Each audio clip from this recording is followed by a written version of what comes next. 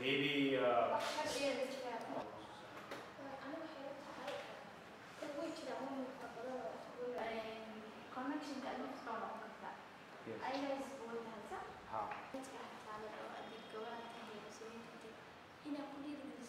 We want to give a platform and a space where they can unlock their potentials and come up with ideas and entrepreneurships that they have.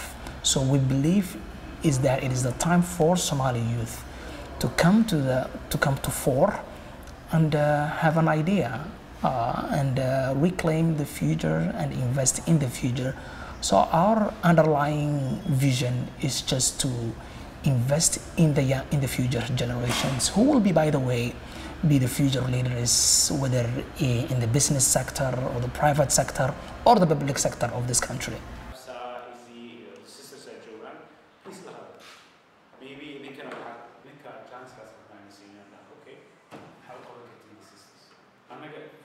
As part of our goal, we just want to make sure that we also, combine our agenda with the global goals, because if you look at the goals, every and each one, it has its own impact and effect on Somalia.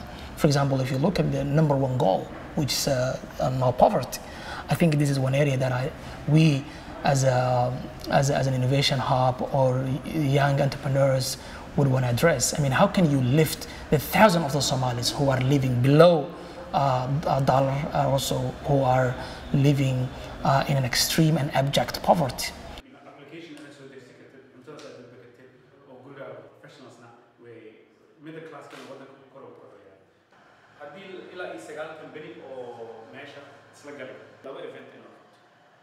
So in terms of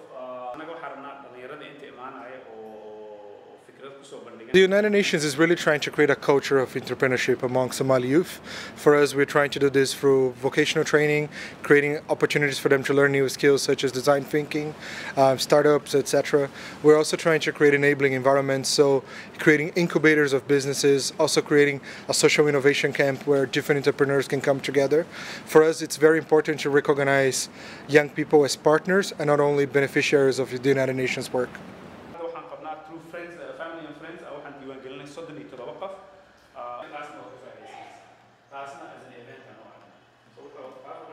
haddii la fiiriyo competitive sida hadda ku sheegay competitive waxa waaye taxi ama bajaaj waxa